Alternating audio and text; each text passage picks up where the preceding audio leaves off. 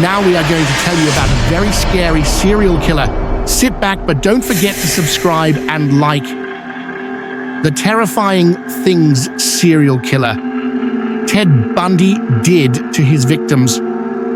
We have compiled the serial killer Ted Bundy, who is remembered for his horrible murders and what he did to his victims. For those who do not know, for those who don't know Ted Bundy, Ted's mother, whose childhood was full of psychological problems, had problems such as panic attacks and depression. He thought his mother was his sister and grandmother, and his grandfather was his mother and father. At a young age, while his mother was sleeping, he lined up a lot of knives next to her so that they were facing her. Ted, who started stealing as a child, became a master thief. Defiance of authority, shoplifting, and the constant enjoyment of it all led to narcissistic patterns of feeling special and building a reputation. This is known in psychology as grandiose narcissism.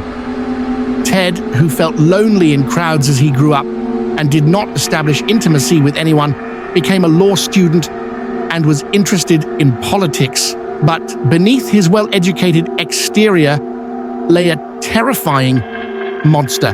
Everyone saw him as respectable and important, but before they knew he was a serial killer, this well-educated and seemingly respectable young man unleashed his inner beast, removed his social mask, and committed his first murder on 4th of January 1974. His first victim was a young girl named Joni Lenz. He entered her bedroom through her basement window and killed her with a stick while she slept. In the morning, they found Joni covered in blood. She had been hit on the head with one of the iron bars from the headboard of the bed, and her genitals had been stabbed with that object. Joni was in a coma for 10 days and suffered severe brain damage. Ted Bundy's next victims were never found in one piece. Linda Ann Haley was a psychology student at the University of Washington. On the night of 31st January 1974, after she had fallen asleep, Ted entered her room and raped her. He then quietly carried Linda out of the house. Her dismembered limbs and skull were not found for a year. In his crimes, he not only killed, but also cut up body parts and took them home as souvenirs. It is known that the heads of women found in his house were recorded with washed hair, makeup on their faces, and sexually abused. He would ask the women for help and kidnap them in his car. He used crutches or plaster casts to trap them, pretending to be a crippled cripple who had dropped his books. This is how Georgian Hawkins, the victim, was trapped. He hit her on the head with a crowbar as she leaned into the car to carry the books and pushed her into the car. Ted, who usually took his victims deep into the woods in Seattle, would sexually assault any victim who survived his bludgeoning. In 1975, he was arrested for kidnapping and holding a woman named Carol and sentenced to 15 years in prison. 2 years later, acting as his own lawyer in court, he escaped through the library window of the prison and disappeared. Recaptured 2 months later, Ted managed to escape from prison again in 1977. In January 1978, he escaped from prison again and came to Florida. He entered the Chi Omega Children's Dormitory at Florida State University, where he committed a brutal gang rape and murder within 15 to 20 minutes.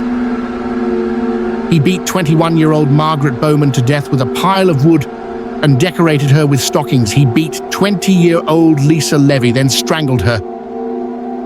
After sexually assaulting her with a bottle, he ripped off one of her nipples and bit deeply into the flesh of her buttocks. He beat 2 sisters, Karen Chandler and Kathy Kleiner. The girls were beaten so badly that they suffered broken jaws, missing teeth and lacerations. He not only attacked adults and student women, but also raped and murdered children. On 9th of February 1978 in Florida, Ted Bundy kidnapped, raped, and murdered a 12-year-old girl named Kimberly Leach. He then dumped her body under a pig shed and fled the city. He also abducted 12-year-old Lynette Dawn Culver from her secondary school in Pocatello and took her to a hotel room where he raped her, then strangled her and dumped her body in a river north of Pocatello. He not only acted as his own lawyer, but also tried to delay his death by constantly contacting and cooperating with his interrogators. This was because he needed time, and he really thought he could delay his execution until the morning of his execution, but he failed to do so. At the end of all these escapes and efforts to postpone death, he was executed by electric shock. Please do not forget to like and subscribe.